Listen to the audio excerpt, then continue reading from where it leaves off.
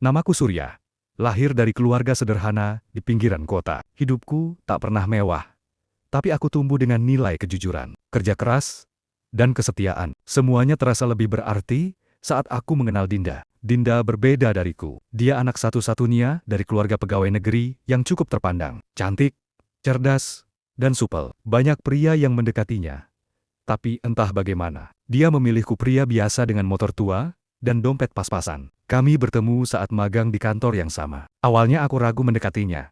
Tapi Dinda justru lebih dulu membuka jalan. Dari obrolan singkat di kantin, hingga akhirnya kami makin dekat. Dinda sering berkata, aku nggak butuh kemewahan. Aku cuma butuh cowok yang bisa jaga aku, yang tulus. Itulah kata-kata yang membuatku yakin. Tiap malam minggu, aku menjemputnya dengan motorku yang kadang mogok. Kami makan di warung kaki lima, tertawa tanpa peduli dunia. Aku menyisihkan gaji bulanan untuk belikan hadiah kecil, kadang hanya boneka atau camilan favoritnya. Tapi setiap kali matanya berbinar menerima, aku merasa seperti pria paling kaya di dunia. Kami berbicara tentang masa depan, tentang rumah kecil dengan halaman sempit, tentang 2 anak dan dapur sederhana. Dinda bilang dia siap hidup susah asalkan bersamaku. Dan aku percaya. Selama hampir 3 tahun kami bersama, aku menata hidup sebaik mungkin. Aku mulai merintis usaha kecil-kecilan, menabung, dan diam-diam mulai mencari cincin. Aku pikir dia akan jadi pendamping hidupku. Tapi ternyata cinta saja tidak cukup untuk mempertahankan seseorang yang menginginkan lebih dari sekadar ketulusan. Hari itu, aku baru saja selesai bekerja saat Dinda mengirim pesan singkat. Kita perlu bicara. Tapi tolong jangan marah ya. Hatiku langsung tak tenang. Aku menjemputnya malam itu. Kami duduk di sebuah bangku taman yang biasa kami datangi. Tapi kali ini, tidak ada senyum. Tidak ada tangan yang menggenggam tanganku. Yang ada, hanya sorot mata asing. Dan kalimat yang menghancurkan segalanya. Aku mau jujur, Surya. Aku nggak bisa lanjut hubungan ini. Aku udah dijodohin sama orang lain. Dan aku setuju. Dunia seakan berhenti. Apa? Apa? Tanyaku pelan. Mencoba menahan detak jantung yang mendadak berdegup tak karuan. Dia pengusaha muda, mapan, punya restoran dan bisnis lain. Aku nggak bisa bohong. Aku butuh kehidupan yang lebih pasti. Sur, kamu orang baik, tapi aku juga harus realistis. Kata-katanya menusukku lebih dari sekadar penolakan. Ini bukan sekadar cinta yang kandas. Ini tentang pengkhianatan pada janji-janji yang dulu kami ucapkan. Tentang rumah kecil yang tak akan pernah dibangun. Tentang semua rencana yang dia buang demi mengejar kenyamanan instan. Aku menatap Dinda dalam diam, dan saat itu, aku sadar, wanita yang duduk di depanku ini bukan lagi Dinda yang dulu bilang akan bersamaku dalam susah dan senang. Dia telah berubah, dan aku harus merelakannya. Aku pulang malam itu dengan motor tuaku, melaju tanpa arah. Tidak menangis, tidak berteriak, tapi di dalam hati, sebuah bara mulai menyala perlahan. Aku tidak tahu bagaimana.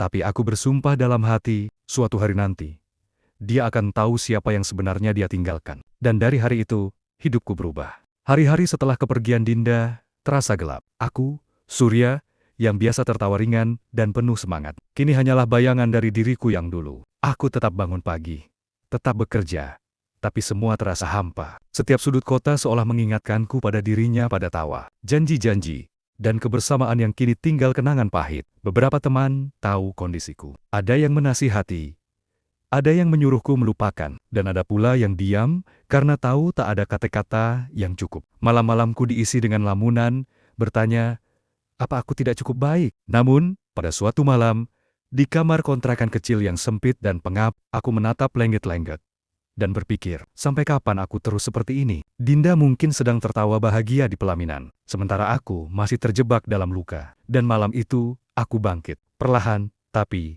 pasti. Keesokan harinya, aku buat keputusan besar, berhenti dari pekerjaan lamaku, dan melamar ke berbagai perusahaan dengan posisi yang lebih menantang. Aku tolak rasa takut, aku tolak keraguan. 1 penolakan, 2, 3, tak menghentikanku. Akhirnya, aku diterima di sebuah perusahaan logistik yang sedang berkembang pesat. Gaji tidak besar, tapi peluangnya luas. Aku masuk sebagai staf biasa, tapi dengan tekad luar biasa. Aku datang lebih awal dari siapapun, pulang paling akhir. Saat yang lain istirahat, aku belajar. Aku pelajari sistem kerja, manajemen, bahkan ikut kursus daring setiap malam. Rasa sakit itu masih ada, tapi kini bukan sebagai luka, melainkan bahan bakar. Aku bekerja keras, Bukan untuk membuktikan pada Dinda, tapi untuk membuktikan pada diriku sendiri bahwa aku bisa bangkit, bahkan jauh lebih tinggi dari tempatku jatuh. Dan siapa sangka, dari kantor kecil itu, kisah baru hidupku dimulai. Pekerjaan baruku dimulai dengan seragam sederhana, meja kecil di pojok ruangan, dan tugas-tugas ringan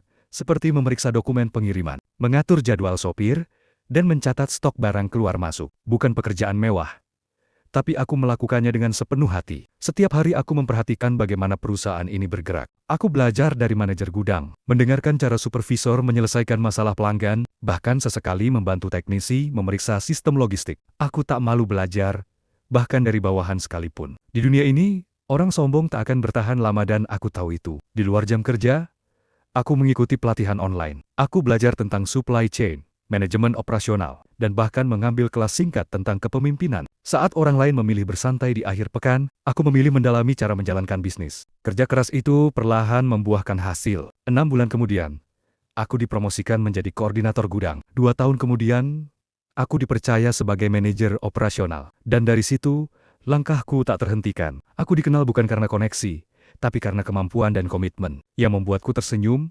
Bukan hanya jabatan, tapi cara para karyawan muda melihatku sebagai inspirasi. Mereka tahu, aku memulai dari bawah. Dari meja kecil di pojok ruangan. Kini aku duduk di ruang kaca dengan lambang perusahaan di belakang kursi kerjaku. Namun aku tak pernah lupa satu hal. Alasan aku bangkit. Rasa sakit dari pengkhianatan itulah yang menempaku. Bukan untuk membalas dendam dengan kemarahan, tapi untuk tumbuh menjadi seseorang yang tak bisa diremehkan lagi. Dan suatu hari, saat rapat direksi, pemilik perusahaan menyatakan pensiun, dan memilih satu nama sebagai penerus kepemimpinan. Namaku, Surya. Aku resmi menjadi CEO.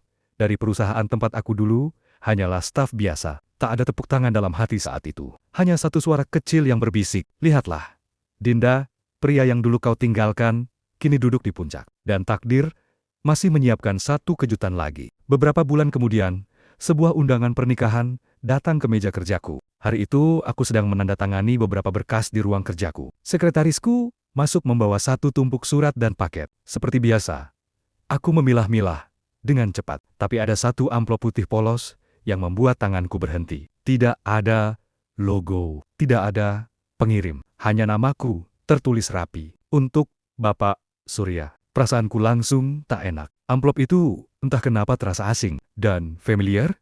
Pada saat yang sama, saat kubuka, jantungku seolah berhenti berdetak. Undangan pernikahan. Nama mempelai wanita di sana membuat mataku tak berkedip. Dinda Putri Wulandari. Ya, Dinda, wanita yang dulu aku cintai sepenuh hati. Wanita yang meninggalkanku demi lelaki kaya. Kini akan menikah dan mengundangku. Mungkin bagi orang lain itu hanya sekadar undangan biasa. Tapi bagiku, itu adalah pintu masa lalu yang terbuka, kembali penuh luka, pengkhianatan, dan janji yang dilupakan. Aku hampir menaruh undangan itu ke tempat sampah. Tapi kemudian, mataku tertuju pada nama mempelai pria, Arya Pratama. Aku mengernyit. Nama itu tidak asing. Aku ambil laptop dan membuka database internal perusahaan. Ku ketik perlahan, Arya Pratama. Dan di sana, tertera jelas. Arya Pratama, divisi pemasaran, karyawan tetap. Beberapa detik, aku hanya diam. Tertawa kecil. Dunia memang selucu itu.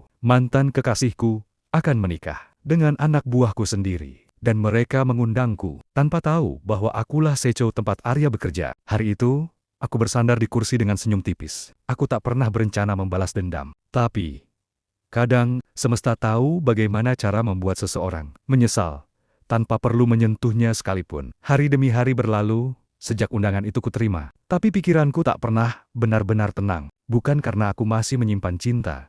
Tidak, tapi karena takdir telah menyiapkan panggung, dan aku akan berdiri di tengahnya. Bukan lagi sebagai pria yang dulu ditinggalkan, tapi sebagai seseorang yang mereka tak pernah sangka. Di kantor, aku mulai memperhatikan Arya, calon suami Dinda. Dia cukup cakap dalam pekerjaannya, sopan, dan aktif. Tapi, yang menarik adalah, dia tidak tahu siapa aku sebenarnya dalam kaitan dengan masa lalunya. Baginya, aku hanyalah cowoknya, atasan yang harus dihormati, dipatuhi, dan ditakuti. Dan Dinda, dia pasti tidak tahu juga kalau Arya bekerja di perusahaanku. Rasa ingin tahu dalam diriku memuncak. Aku menahan diri untuk tidak membuka masa lalu. Tidak mencampur emosi dengan profesionalitas. Tapi diam-diam, aku menyusun rencana kecil. Sebuah kehadiran yang tak akan mereka lupakan. 1 minggu sebelum hari pernikahan, Arya dan beberapa pegawai lainnya diundang ke ruang meeting untuk mendiskusikan rencana strategi pemasaran baru. Saat itu,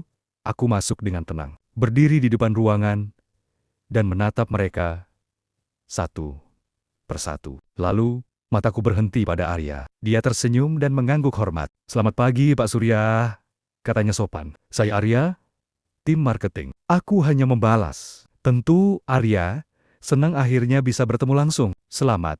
"Ya, saya dengar kamu akan menikah." Dia tersenyum canggung. "Terima kasih, Pak. Doakan lancar ya." Aku menatapnya dalam-dalam. "Oh, tentu. Saya yakin akan sangat berkesan." Kalimatku membuat beberapa rekan melirik penasaran. Tapi, tak ada yang tahu bahwa di balik senyum dan nada netral itu, ada badai yang pernah begitu dalam menghantam hidupku. Dan kini aku berdiri jauh lebih tinggi dari titik jatuhku dulu. Saat meeting berakhir, aku keluar lebih dulu. Tapi, sebelum menutup pintu, aku sempat menoleh lagi ke arah Arya dan berkata pelan, "Sampaikan salam saya untuk calon istrimu, ya." Sekilas, aku melihat kerutan bingung di wajahnya. Tapi, aku hanya berjalan pergi, meninggalkan ruang itu dengan tenang, menyimpan sisa senyum yang akan kubawa ke hari pernikahan mereka. Hari itu datang juga. Sebuah gedung megah dihiasi dengan bunga putih dan emas, penuh tawa, cahaya, dan tamu berpakaian mewah. Pernikahan Dinda dan Arya tampak sempurna dari luar. Tapi mereka tidak tahu, tamu yang paling tak terduga telah melangkah masuk. Aku, Surya, berdiri di tengah ruangan dengan setelan jas abu gelap. Tidak ada yang mengenaliku setidaknya. Tidak sampai namaku disebut oleh pembawa acara. Kami mengucapkan terima kasih kepada tamu istimewa kita, COPT Mandala Logistik Internasional, Bapak Surya. Beberapa kepala langsung menoleh. Dan di antara semua wajah itu, 2 pasang mata terbelalak paling besar. Dinda dan Arya. Mereka berdiri di pelaminan, terpaku, membeku. Dinda menutup mulutnya perlahan, seakan tak percaya pada apa yang dilihatnya. Arya tampak bingung, tak tahu harus merasa bangga karena cowoknya hadir, atau takut karena kebenaran yang mulai ia sadari. Aku melangkah pelan ke arah mereka. Mata Dinda masih mengikutiku, penuh gemetar. Seperti baru saja melihat hantu dari masa lalu. Aku berdiri di hadapan mereka berdua, tersenyum kecil. "Tenang, selamat ya, Arya." "Dinda." Arya langsung menunduk. Dinda memaksa tersenyum, tapi matanya jelas mengatakan lebih dari apapun. Tatapan itu tak bisa bohong. Dia terkejut dan menyesal. Aku menatap Dinda sejenak. Tak ada kemarahan, tak ada dendam, hanya tatapan dari seorang pria yang telah melewati neraka dan kembali dalam bentuk terbaiknya. "Aku senang, akhirnya kalian bertemu," kataku datar namun jelas. "Kalian berdua cocok." Dinda hanya diam, matanya mulai berkaca-kaca, bukan karena haru, tapi karena sadar. Pria yang dulu ia tinggalkan karena merasa tak cukup, kini adalah atasan dari suaminya sendiri. Aku tak tinggal lama. Kupilih pergi sebelum pesta selesai. Tapi sebelum keluar dari gedung, aku sempat menoleh sekali lagi dan melihat Dinda berdiri di pelaminan, tubuhnya gemetar, wajahnya pucat, dan mata itu masih mengikutiku. Tatapan menyesal yang akan dia kenang seumur hidup. Beberapa hari setelah pernikahan itu, suasana kantor terasa biasa saja. Tidak ada yang berbeda, kecuali satu hal. Arya mulai gugup setiap kali bertemu denganku. Dia lebih berhati-hati, lebih sopan dari biasanya, dan suaranya terdengar kaku. Sepertinya Dinda telah memberitahunya siapa aku sebenarnya. Tapi aku tak pernah mengubah sikap. Tak ada sindiran, tak ada teguran. Aku tetap profesional karena balas dendam sejati tidak membutuhkan amarah. Satu sore saat akan pulang, aku melihat Arya berdiri di luar ruanganku. Wajahnya ragu-ragu. "Pak Surya, boleh bicara sebentar?" tanyanya pelan. Aku mengangguk dan mempersilakan dia masuk. Dengan tangan gemetar, dia duduk di depanku. Saya baru tahu soal masa lalu Bapak dengan Dinda," katanya. "Saya minta maaf, Pak. Saya sungguh tidak tahu." Aku menatapnya tenang. "Kamu tidak perlu minta maaf, Arya. Kamu tidak berbuat salah padaku." Dia menunduk. Tapi, saya merasa tidak enak. Dinda juga sangat kaget. Dia tidak menyangka. "Bapak, ya." Sekarang, aku tersenyum tipis. Ya, banyak yang tidak menyangka. Hening sejenak. Lalu aku berdiri, menatap keluar jendela. Dulu, aku memang bukan siapa-siapa, Arya. Tapi, aku tahu satu hal, rasa sakit itu bisa menjadi guru paling hebat dalam hidup. Dan lihat aku sekarang. Aku tidak perlu membalas dengan kata-kata atau perlakuan buruk. Aku menoleh dan menatapnya langsung. Karena saat seseorang menyesal, Keheningan adalah hukuman paling menyakitkan. Arya terdiam, matanya berkaca-kaca. Entah karena malu, hormat, atau takut. Aku tak peduli. Setelah dia keluar, aku duduk di kursi, menarik napas panjang. Aku tak pernah menyangka akan sampai di titik ini. Tapi, disinilah aku, laki-laki yang pernah diremehkan, ditinggalkan, dan dianggap tak punya masa depan, kini berdiri di puncak dan balas dendam terbaikku. Bukan dengan menghancurkan mereka, tapi dengan menunjukkan bahwa aku bisa bangkit tanpa harus menjatuhkan siapapun.